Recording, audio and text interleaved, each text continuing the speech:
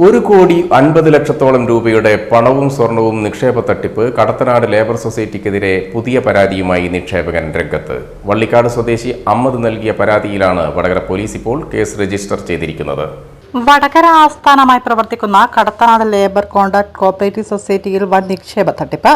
കോടികളുടെ പണവും കിലോഗ്രാം കണക്കിന് സ്വർണവും വാഗ്ദാനങ്ങൾ വിശ്വസിച്ച് നിക്ഷേപിച്ച സാധാരണക്കാരാണിപ്പോൾ തെരുവാധാരമായിരിക്കുന്നത്. സൊസൈറ്റിയുടെ തട്ടിപ്പിനിരയെ അടുത്തിടെ ഒരു നിക്ഷേപകൻ ആത്മഹത്യ ചെയ്തതോടെയാണ് ഭരണസമിതിക്കെതിരെ വ്യാപക പരാതിയുമായി കൂടുതൽ ആളുകൾ രംഗത്തെത്തുന്നത്.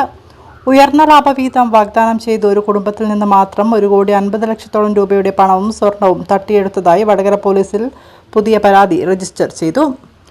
ഉയർന്ന ലാഭവിഹിതവും സുരക്ഷിതത്വവും വാഗ്ദാനം ചെയ്ത് സാധാരണക്കാരുടെ അധ്വാന പണം തട്ടിയെടുത്ത വടകര കടത്തനാട് ലേബർ കോൺട്രാക്ട് സൊസൈറ്റിക്കെതിരെ ഒടുവിൽ പോലീസ് കേസെടുത്തു.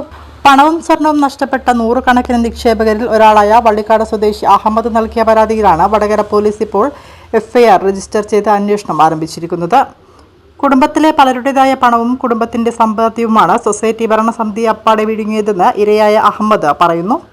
5 ലക്ഷം രൂപ നിക്ഷേപിച്ചാൽ പ്രതിമാസം 18,000 രൂപ ലാഭവിഹിതം നൽകാമെന്ന് വിശ്വസിച്ചായിരുന്നു തട്ടിപ്പിന്റെ തുടക്കം. 2 വർഷത്തോളം ശരിയായ രീതിയിൽ പണം തിരികെ ലഭിച്ചിരുന്നു. മുൻ വൈസ് പ്രസിഡന്റ് അബ്ദുൾ മജീദ്, മുൻ പ്രസിഡന്റ് സുധീർ കുമാർ, സെക്രട്ടറി പ്രീന, ഡയറക്ടർമാരായ റിനീഷ, ബഷീർ അഹമ്മദ് എന്നിവർ ചേർന്നാണ് തങ്ങളെ കെണിയിൽ വീഴ്ത്തിയതെന്ന് പരാതിയിൽ വ്യക്തമാക്കുന്നുണ്ട്. നമ്മളെ ബന്ധുക്കളായിട്ട് 15 ലക്ഷം രൂപ എൻ്റെ അടക്കം 5 ലക്ഷം റുപ്യ എൻ്റെ ഉണ്ട്. പിന്നെ എൻ്റെ ഭാര്യേൻ്റെ ഉണ്ട്, ഭാര്യേൻ്റെ ഉമ്മാൻ്റെ ഉണ്ട്, അവരെല്ലാം സ്വർണ്ണമുണ്ട്. എൻ്റെ മകളുണ്ട്, പിന്നെ മകളെ ഭർത്താവിൻ്റെ ആൾക്കാരുണ്ട്. എല്ലാം കൂടി 112.5 പവനുണ്ട്.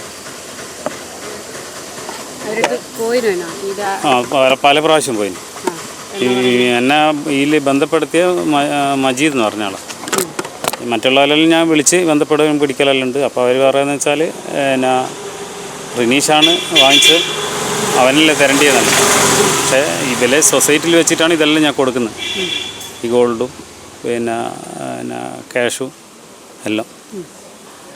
അപ്പോൾ നമ്മളൊരു മരുവോളെ വേറെ ഉണ്ട് പെങ്ങളെ, അത് അവർ പ്രത്യേകിച്ച് വരും.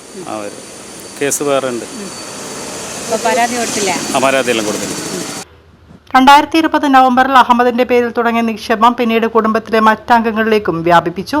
ഭാര്യ ആരിഫ, മകൾ ആയിഷ, സഹോദരന്റെ ഭാര്യ ഷാഹിദ, ബന്ധുവായ മമ്മൂട്ടി എന്നിവരുടെയെല്ലാം പണവും സ്വർണം ഉൾപ്പെടെ 1,50,00,000 രൂപയുടെ നിക്ഷേപമാണ് സൊസൈറ്റിയുടെ വടകര ഓഫീസിൽ വെച്ച് കൈമാറിയത്. ഇതിനു പകരമായി കാത്തലിക് സിറിയൻ ബാങ്കിന്റെ ചെക്കുകളാണ് സൊസൈറ്റി ഗ്യാരണ്ടിയായി നൽകിയിരുന്നത്. ഞങ്ങൾക്ക് മൊത്തം 85 ലക്ഷം രൂപ കിട്ടാനുണ്ട്. ഈ പൈസ കിട്ടാൻ വേണ്ടി ഞങ്ങൾ പല പ്രാവശ്യവും അവരെ ഓഫീസിൽ പോയിട്ട് അവധികൾ പറയാമെന്നല്ലാതെ തിരിച്ചു തരാനുള്ള ഒരു നടപടിയും അവരുടെ ഭാഗത്തു നിന്നുണ്ടായിട്ടില്ല.